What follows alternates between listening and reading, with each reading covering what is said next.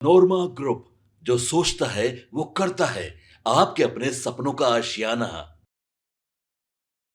का जो ये प्रेस वार्ता है, मैं आप लोग को एक बात बहुत स्पष्ट शब्दों में कहूं कि आने वाले दिनों में जो 9 फरवरी है, दरभंगा में एक बड़ा कार्यक्रम एनडीए करने जा रही है। तो कई साथी इस बात से हैं कि भाई ये कार्यक्रम की जरूरत क्यों पड़ी, प्रेस कॉन्फ्रेंस करने की क्यों जरूरत पड़ी।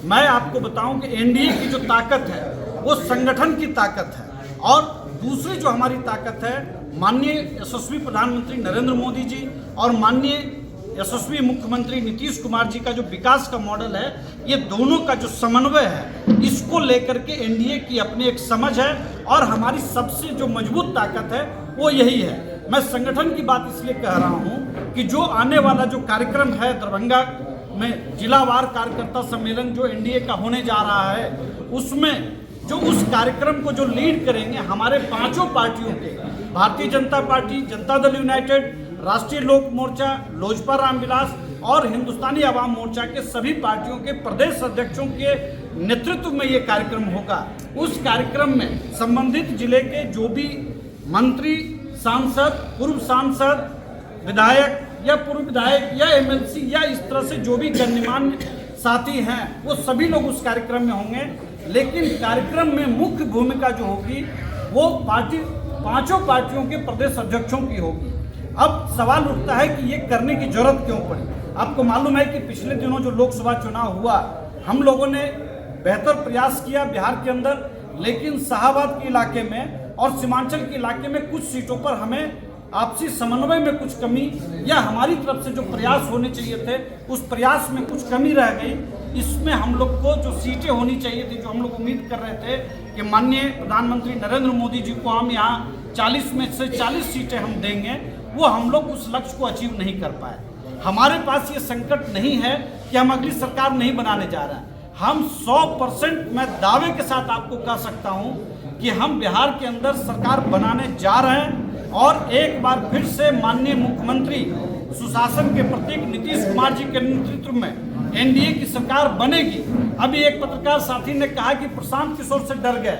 हम आपको एक बात बहुत स्पष्ट कहते हैं कि जब एनडीए अपनी पूरी समन्वय और ताकत के साथ लड़ती है तो उसका परिणाम आपको उपचुनाव में 4-0 के स्ट्राइक रेट से मिल चुका है। और जो अपने को बड़े बड़े रणनीतिकार और पता नहीं क्या क्या कहते थे कि 24 में ही हमारा खाता खुल जाएगा, मैं उनको एक संदेश आपके माध्यम से मैं दे रहा हूं कि 2025 तो छोड़िए, 2030 में भी शायद उनका खाता खुल जाए तो बहुत बड़ी बात होगी। दूसरी बात, मैं आपके माध्यम से मैं एक बात कहना चाहता हूं कि माननीय प्रतिपक्ष नेता तेजस्वी यादव जी, मैं उनको भी ये चैलेंज आपके प्रेस कॉन्फ्रेंस से मैं कर रहा हूं कि वो अपनी सीट भी बचा लेंगे इस बार, तो वो भी बड़ी बात होगी और उनकी पार्टी भी अब विपक्ष की पार्टी नहीं रहेगी। ये बात मैं इसलिए कह रहा हूं क्योंकि आपको याद होगा 2020 के चुनाव में एनडीए से 2 पार्टी, अभी जो हम लोग 5 पार्टी यहाँ पर बैठे हुए हैं, इसमें से 2 पार्टी लोजपा रामविलास और राष्ट्रीय लोक समता पार्टी उस गठबंधन का हिस्सा नहीं थी, और आज वो दोनों दल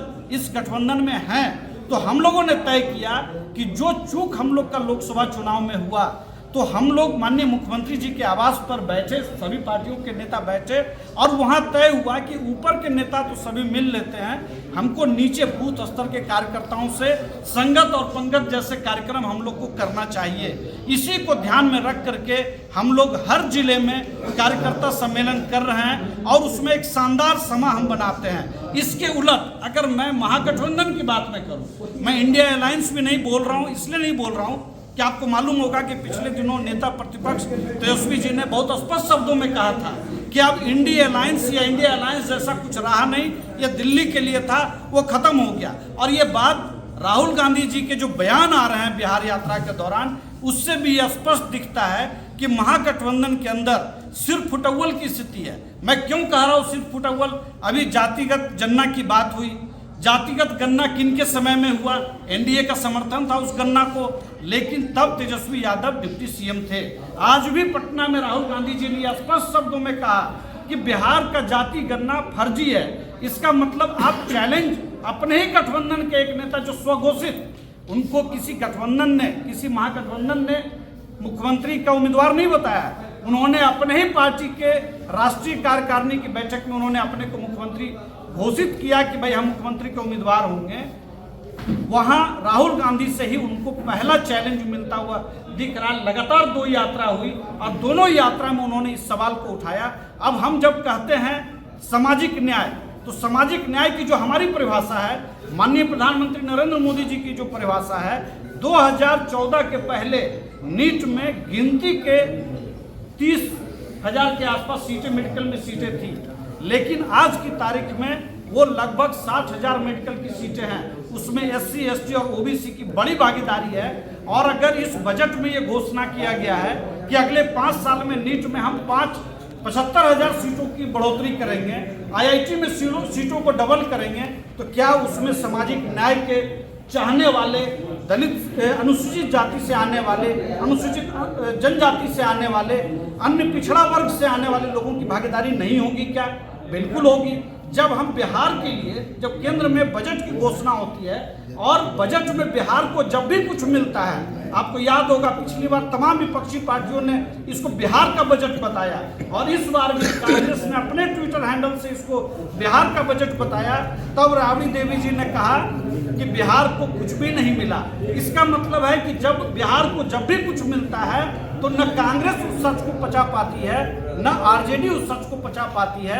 तो मैं आपके माध्यम से यही बात मैं कहूँगा कि जो सिर्फ फुटबॉल महागठबंधन के अंदर है, तो हम लोगों ने ये तय किया है कि 2010 में हमारे NDA का जो अब तक का सर्वश्रेष्ठ प्रदर्शन रहा है, चूंकि अब हम बिजली, सड़क, पानी से आगे बढ़ करके इंफ्रास्ट्रक्चर, रोजगार सृजन, औद्योगिक corridor, 6 lane expressway, air connectivity, IT park, textile park, food technology को लेकर के निफ्टम इंस्टीट्यूशन जैसी बात हम जब बिहार के अंदर कर रहे हैं, तब अगर हमारा मैंडेट शानदार होता है तो हमें न सिर्फ उत्साह बढ़ता है काम करने में, तो निश्चित तौर पर जो हम लोगों ने NDA ने जो लक्ष्य रखा है 2025 में 225, उस लक्ष्य के लिए जरूरी था कि तमाम गठबंधन दल के लोग निचले स्तर तक जाकर के बूथ स्तर तक के कार्यकर्ता इस कार्यक्रम में आए। और मैं आपको ये भी बताऊं सूचनार्थ कि इस कार्यक्रम में भीड़ नहीं लाई जाएगी।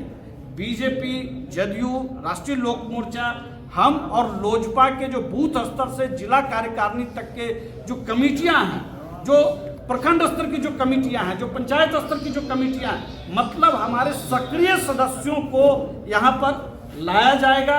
ऐसा नहीं कि हम किसी को भी उठा करके ले आ रहे हैं। हमारी तैयारी सांगठनिक स्तर पर है और संगठन के मामले में NDA बेहद मजबूती से आगे बढ़ रहा है। और हम लोग निश्चित तौर पर माननीय मुख्यमंत्री को, नीतीश कुमार जी को 2025 में 225 सीटों के साथ एक बार फिर से मुख्यमंत्री बनाएंगे। और बिहार के अंदर, जैसा परिमल जी ने कहा कि विकास के बाद प्रगति की बात होती है, तो प्रगति यात्रा में जितनी चीजों की घोषणा की गई, एक बहुत शानदार बात मैं आपको बताऊं कि जो भी घोषणा हो रही है हर जिलों में, उसको अगले ही जो बैठक होती है मंत्रिमंडल की, उसमें उसके लिए आवंटन की घोषणा हो रही है। इसका मतलब ये हुआ कि NDA जो घोषणा प्रगति यात्रा में कर रही है, जो मुख्यमंत्री जी कर रहे हैं, उन सभी के लिए जो जरूरी आवंटन है, जो पैसे की जरूरत है, वो केंद्र बिहार का मंत्रिमंडल उसको पास करता जा रहा है, ताकि कोई भी काम नहीं रुके और ये आगे चलता रहे। मैं राहुल कुमार, प्रदेश प्रवक्ता, राष्ट्रीय लोक मोर्चा, धन्यवाद। आपके सपनों को हमने सजाया है, E-होम्स पैनोरमा को हमने बनाया है। E-होम्स मेरा एक सपना था जिसपे मैं पिछले 4 साल से काम कर रहा था। हमने जो बनाया है वो सबने है माना। E-होम्स पैनोरमा में हो आपका भी आशियाना। और फाइनली हमने 2021 में इस प्रोजेक्ट को लॉन्च किया। बहुत लोग अप्रिशिएट कर रहे हैं कि पूर्णिया जैसे शहर में, बिहार के, एक तो बिहार की बात करें उसमें भी पूर्णिया जैसे छोटे जगह में इस तरह का लाइफस्टाइल देना, ये सुन के हम लोगों को बहुत अच्छा लगता है। E-होम्स में हमने कुछ और भी किया है, जैसे हम जिस जगह में रह रहे हैं हमारे फैमिली सिक्योर हो, उनको सिक्योरिटी का ध्यान में रखा है।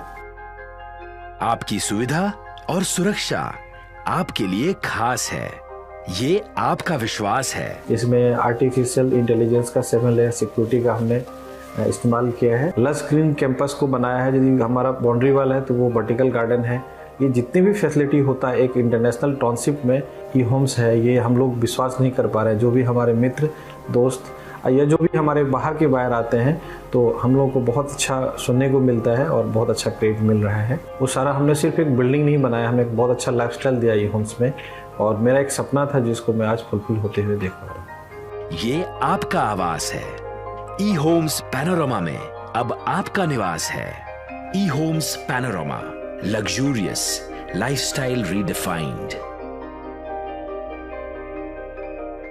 पनोरमा ग्रुप, जो सोचता है वो करता है।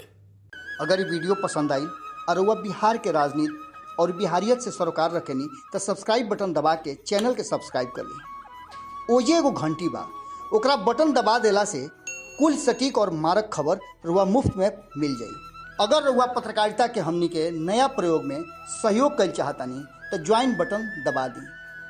पेटीएम नंबर नोट कर ली 9386816700।